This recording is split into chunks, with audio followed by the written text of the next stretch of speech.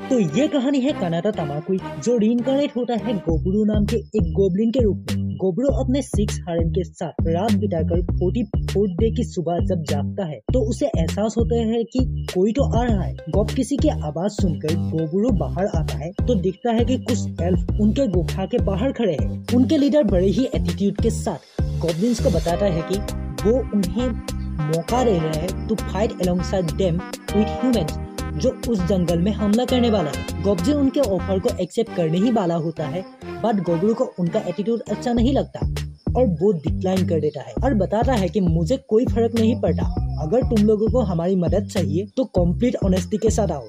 Elf leader अभी दिखाता हूँ, ऐसा बोलकर अपना तलवार निकालता ही है, लेकिन गोबुरु की पावर्स की डर से वो गिर जाता है। गोबुरु लीडर के गले को पकड़ लेता है और बोलता है, अगर तुम नहीं चाहते कि मैं तुम्हारा ये गला तोड़ दूं, तो तुम अभी अपने छुपे हुए आर्चर्स को अपना हथियार डाउन करने बोलो। तभी एक तीर गोबुरु की तरफ आने लगता है तो गोबुरु उसे दांतों से पकड़कर तोड़ देता है। लीडर सभी को अपना वेपन्स लोअर करने के लिए बोलता है। गोबुरु अपना हथियार निकालते निकालते बोलता है, तुम लोगों की ऑफर रिफ्यूज करने का मेरा मेन रीजन ये है कि मेरा मूड नहीं है, लेकिन ये जंगल हमारा भी होम है, तो अगर कोई ह्यूमन रियली है जो ईस्टवुड को हार्म करना चाहता है तो मैं भी हम एक साथ काम कर सकते हैं। ऐसा बोलकर गोबुरु अपना मैजिकल स्पीयर जमीन पर स्टेप कर देता है, जिससे उसके 100 मीटर रेडियस में जो भी एनिमीज है उन्हें घेर कर स्पीयर्स निकल आते हैं।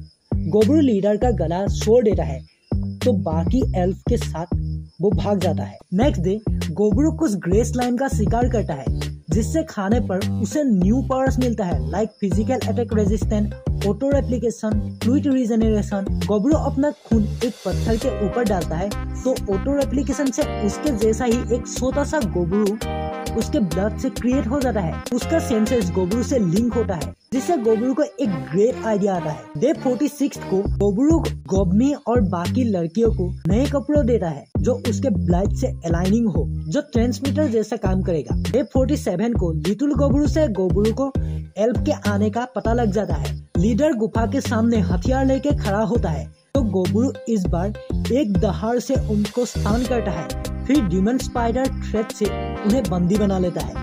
गोबुरु लीडर से पूछता है, अब तुम यहाँ क्यों आए, बताओ मुझे। लीडर डरे हुए और गुस्से से बताता है, तुमने जो मेरा डिसरिस्पेक्ट किया है ना, उसके बाद मेरा यही मन है कि मैं तुम्हें मार डालूं। तभी दो फीमेल एल्फ माफी मांगती है और बताती है कि उन्होंने उसे समझाने की कोशिश की थी, बट वो किसी की भी बात नहीं मान रहा था। तो गोबुरु बोलता है, अब सुनो हम क्या करने वाले हैं। पहले तो इस इडियट लीडर को मुर्दा मान दो और बाकी हमारे साथ इंडिविजुअली फेस ऑफ करेगा। यू विन, यू लीव और जस्ट डाई। तो फाइट का रिजल्ट ये आता है कि out of 23 elf 6 got defeated. Incidentally all losers are man, जो गोबुरु के ही परफेक्ट प्लान का मैच होने से हुआ था। गोबुरु अब बोलता है, फॉर द विनर्स, तुम अपने वेपन्स और मैजिकल आइटम्स सरेंडर करोगे क्योंकि अब तुम हमारे प्रिजनर्स होंगे, जिस पे एल्फ लेडी अपोज करती है। तो गोबुरु बोलता है, तुम मजाक कर रही हो, तुम लोग हमें मारने के लिए आए थे, तुम लोग सीरियसली सोचते हो कि हम तुम्हें इजिली जाने देंगे। तभी गोब्जी अपना पिस्पारा हिलाते हुए खड़क से भर के एल्फ की तरफ जाने लगता है तो गोबुरु गोब्जी का दाढ़ी पकड़ के बोलता है, मेरी परमिशन के बिना कोई भी इन्हें टच नहीं करेगा। जिसे सुनकर गोब्जी बोलता है, yes you are the boss, जो तुम बोलेगे हम वही करेंगे, मैं भी एक गुड एग्जाम्पल सेट करूंगा। गोबुरु गोब्जी को थैंक्स बोलता है, जिसके बाद एल्फ लीडर को मार देता है। डे 48 को गोब किसी एक बियर को मारकर 100 लेवल क्रॉस कर जाता है। ऑन डे 49 सभी गोब किसी का इवॉल्व फॉर्म देखता है। गोब किसी को डेमीगॉड ऑफ फ्लेम और डेमीगॉड ऑफ वार की ब्लेसिंग मिलती है। गोब किसी फिर से गोबुरु के साथ डुएल के लिए चैलेंज करता है। उनका फाइट होता है, but with his fighting experience Goburu ये डुएल भी जीत जाता है। डे 51 को गोबे गोबुरु को एल्केमिस्ट के पास ले जाता है और वो दिखाता है कि सार और गोब्लिन हॉबगोब्लिन बन चुका है, जिनमें से एक मेस, एक क्लरिक जिसका नाम गोब्जी होता है। उनसे बात करके गोबुरु पीछे घूमता है तो दिखता है कि हॉब से भी इवॉल्व हो चुकी है। वो अपेरेंटली हाफ स्पेल लॉर्ड बन के ग्रो हो रही थी। हॉब से अपना न्यू पावर्स गोबुरु को शो करती है। As a rank up bonus Goburu उसे न्यू इक्विपमेंट प्रोवाइड करता है। गोबुरु रियलाइज करता है कि ये सब उसके इन्फ्लुएंस से ही हो रहा है। वो रियलाइज करता है कि गॉब्लिन्स के लाइफ का फर्स्ट मंथ का एनवायरनमेंट गॉब्लिन्स के ग्रोथ के लिए बहुत ही बड़ी डिफरेंस लाता है। यह अच्छी बात है कि उनके कॉम्ब्रेड स्ट्रॉन्ग हो रहे हैं, लेकिन सभी इतने भी लकी नहीं थे। डे 52 को जब गोबरू और गोबकिसी एक ट्राइहॉर्न हॉर्स को मार के ले आ रहे थे, तभी दोनों देखते हैं कि कुछ गॉब्लिन्स उनके कॉलोनी को छोड़कर जा रहे हैं। जब गोबरू उनसे इसका कारण पूछते हैं तो वो लोग बोलते हैं कि हम और नहीं से रह सकते, हम वहाँ रुके रहे ये सोच के कि कुछ चेंज होगा, लेकिन नहीं, तुम यंगस्टर से सिर्फ ताकतवर हो रहे हो, इसलिए हम ये विलेज छोड़कर जा रहे हैं, चाहो तो तुम हमें मार सकते हो। गोबरू इस बात को समझ जाता है और उनको पार्टिंग गिफ्ट देकर अलविदा कर देता है। डे 53 को जब गोबरू उसमें घूम रहा था तो वो दिखता है कि एक ह्यूमन को मार के ले जा रहा होता है। गोबरू ऑर्क को मार देता है और ह्यूमन को खाता है, जिससे उसके पास उस ह्यूमन की मॉन्स्टर टेमर एबिलिटी आ जाती है। उसी दिन एल्केमिस्ट भी साके प्रोड्यूस कर देती है। 54th डे को गोबरू अनाउंस करता है कि उनके पहले वाले जेनरेशन के कुछ गॉब्लिन्स ये विलेज छोड़कर जा चुके हैं। अगर कोई और भी जाना चाहता है तो वो जा सकते हैं, मैं नहीं रोकूंगा और पार्टिंग गिफ्ट भी दूंगा, लेकिन उनमें से कोई भी नहीं जाता। जिसके बाद सभी पार्टी करते हैं। डे 55 को गोबरू अपनी ब्लड की मदद से इयररिंग्स बनाता है जिससे कम्युनिकेशन कर पाए।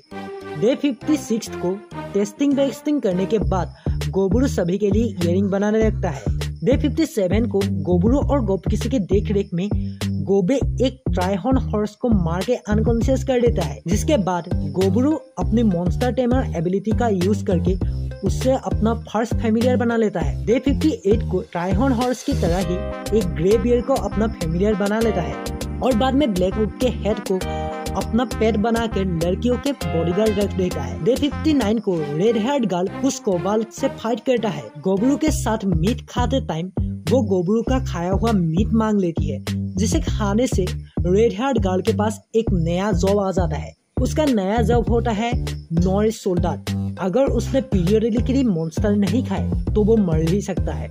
डे 60 को जब गोबरू सो के उठता है तो उसके सर्च एबिलिटी पर नोटिस होता है कि कोबाल्ट के झुंड को कोई तो पीछा कर रहा है, लेकिन कौन वो देख नहीं पाता। गोबरू अपनी गोब्लिन आर्मी के साथ गुफा में जाता है तो दिखता है कि कुछ मैजिकली एनिमेटेड स्केलेटन उनका पीछा कर रहा है। उन पर वेपन्स भी काम नहीं कर रही थी, तो गोबरू बोलता है सभी अपने वेपन्स को छोड़ो, अब हम इन्हें काटेंगे नहीं फोड़ेंगे। ऐसा बोलकर स्केलेटन की खोपड़ी फोड़ने लगता है। सभी उसका कॉपी करने लगता है और उन्हें तोड़ जाते हैं। रेड हेयर्ड गर्ल तो स्केलेटन खाने भी लगते हैं।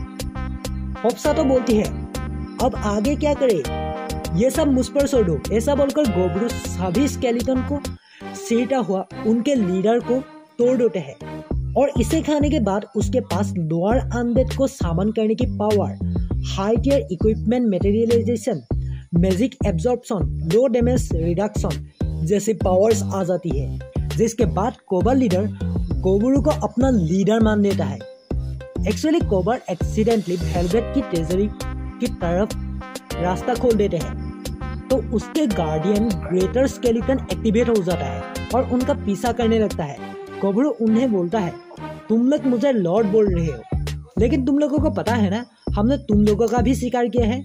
कोबाल्ट लीडर बोलता है ये तो नेचर का रूल है ना कि स्ट्रॉन्ग वीक का शिकार करे, लेकिन अब अभी हमारे लॉर्ड है। So with the addition of Cobalt in his army ये एपिसोड यही खत्म हो जाता है।